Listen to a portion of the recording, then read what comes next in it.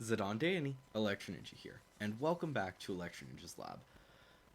The Paranormal Liberation War arc is one of the most intense arcs of My Hero Academia to date. And as such, there's many things to wonder what's next.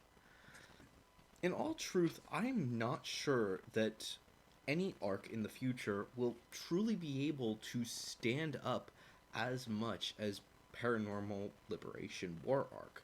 It's plain and simple one of the most intense that is constantly moving and honestly keeping you on the edge of your seat throughout the entire thing.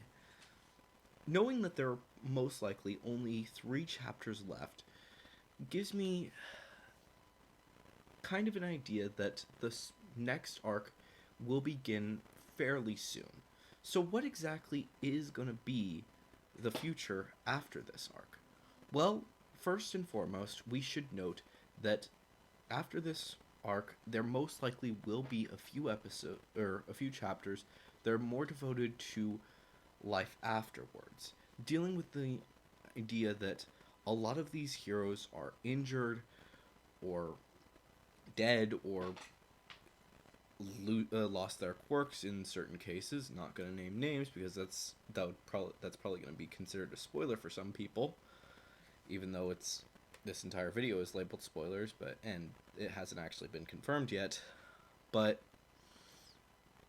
in truth, we don't know what's gonna be happening. And honestly, I think that the biggest thing, like I said, will be the first few episodes or the first few chapters afterwards will more devote to dealing with getting back into the world, back to school, calming down after everything that happened. And on top of that, prepping for the final. As far as we are aware, there is still a finals arc where Midoriya and his classmates will have to take their finals. Whether or not it actually happens is still left to be seen, but it is going to be an interesting situation. After the finals have been taken, we should expect at some point shortly afterwards that it will begin the next year, meaning that all that has happened so far is practically just the beginning. We've only gotten through about a third of the story so far, and whether or not it is actually just a third or if it's going to be much more remains to be seen. But honestly, I think a lot of people are going to be enjoying the future of what remains to be seen.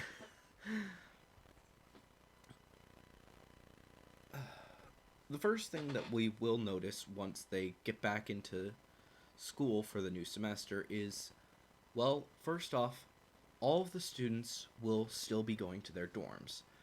And for class 1A, or rather, I guess they're going to be 2A now, they'll notice an increase in the number of people that are in their dorm.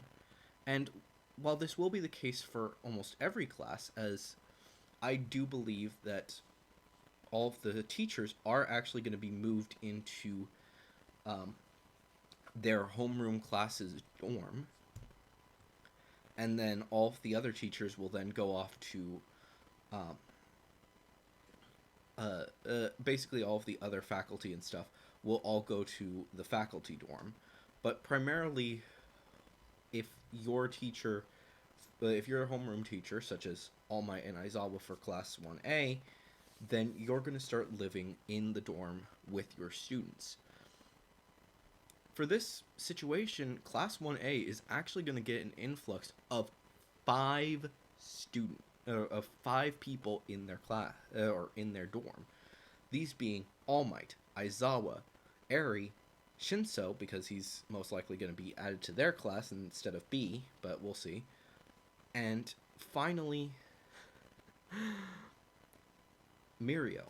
Mostly because of the fact that he's going to be the babysitter for Eri until he gets his quirk back.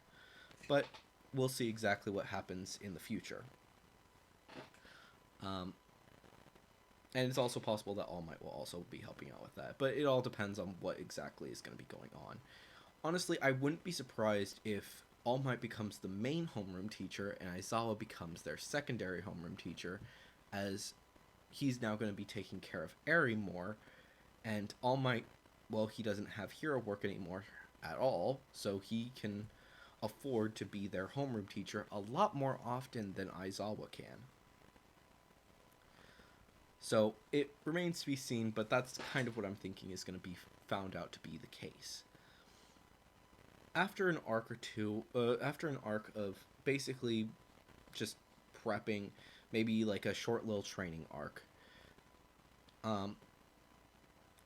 we will most likely start entering into the second sports festival arc, which I do honestly think it is still going to be happening, even though obviously UA is going to be worried, as now they know the villains are out there and will want to take the fight to them. They do think that it is still wise to have it to a certain extent.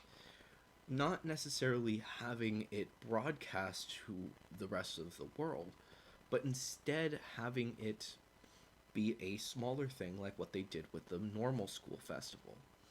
Basically, only a few specific people who are registered on the guest list, as well as the parents of all of the classes. So basically, Deku's mom might show up, as well as a few other people, including maybe Ochiko's parents and all of these different things. And that would be an interesting way to actually get to see it through the perspective of the parents watching this a lot more than actually the students fighting in the festival. The simple fact of the matter is that all of these kids have grown a ton since their last sports festival. And honestly, I think that it would be wise for them to show the sports festival and for even the top 8 to be almost completely different from what it was before. Maybe not all of maybe not all of the people are class A, but a decent number of them. Maybe I'm gonna still say Shinso is gonna make it to the top 8, as well as Deku and Todoroki, or not Todoroki, Bakugo. I'm honestly unsure about Todoroki, and then someone else. It could be Ochiko, it could be almost anyone, and then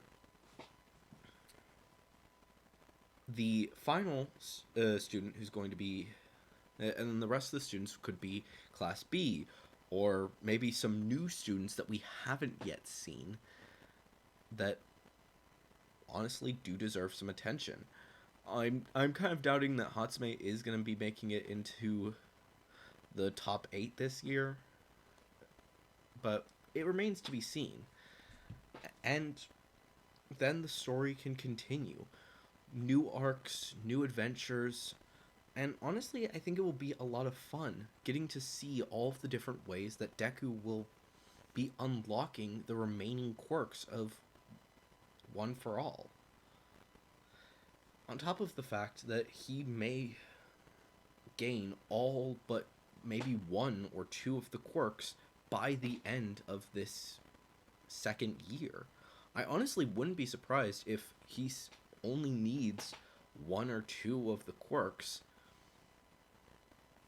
in within One for All by his 3rd year. But I do think that there are going to be a lot of other things that will be happening, including new outfits. For honestly, I think everyone's going to be getting a new outfit by this time, and most likely more and more people throughout the rest of the series. I also think that there's going to be a bit more development of the villains, trying to figure out how to possibly save Kurogiri, as well as eventually stopping Shigaraki and the others. Maybe Spinner is going to become a good guy. There's a lot to see in the future, but we'll just have to wait and see what they decide to do. I do still think that there will be a jailbreak arc. Basically, where the villains are going to break into Tartarus and break out a whole bunch of people. Be they uh, All for One, Stain, a lot of others that we haven't seen yet. I actually think OG Harama, or whatever his name is also there. Lots of different villains are going to be stuck there, and I also think that the Doctor is going to be in there. I honestly think that that arc will be within the will be within the second year, most likely being the last arc of that year. As for the third year, I think that one's going to be a lot more intensive on the actual fighting the villains, which honestly is insane to think about, that these students have been fighting the villains since their first year, and it's only going to be really intense in the third year. That's honestly a tricky thing to do, but it does actually seem reasonable, considering the fact that as of right now, we don't know for sure what's going to be happening. But there is one last thing that I do believe will be happening within the second year, and that is an introduction to the Vigilantes. Actually bringing the Vigilantes over into this universe. The main reason I believe this is because of the fact that so far it has been 3 years over in the Vigilantes series. If we just add an extra 3 years, which wouldn't be that hard considering the fact that we're only on like volume 9 or whatever at the 3 year mark. Seriously, by volume 20 or whatever, they will be caught up with us. And they could honestly go faster if they want. It all depends on how they want to do things, because Vigilantes is different. So we'll just have to wait and see for that situation. But I honestly do believe that there is going to be some more connections. On top of that, I also believe that there is going to be more connections into school briefs. I think that Horikoshi really does want to go more in depth with the interpersonal relationships of the characters, which is really something that shown a lot in the school briefs. So I think that he's going to take some more inspiration from the school briefs and actually make that into something fantastic for the remaining seasons. It all will take a while, but these are some decent ideas, and I'm curious to know what you guys think of these ideas, as well as what your ideas are. Whether you have completely other theories about My Hero Academia, or even Miraculous, please send them in, because I really do love reading your theories. If you are going to leave a theory, please make sure to use the hashtag theory review so I can talk about it in an actual video. And, of course, if you enjoyed this video, please leave a like, subscribe if you're new, and ring that notification bell. But anyways, guys, I've been Electro Ninja, and I will see you guys next time. Badon!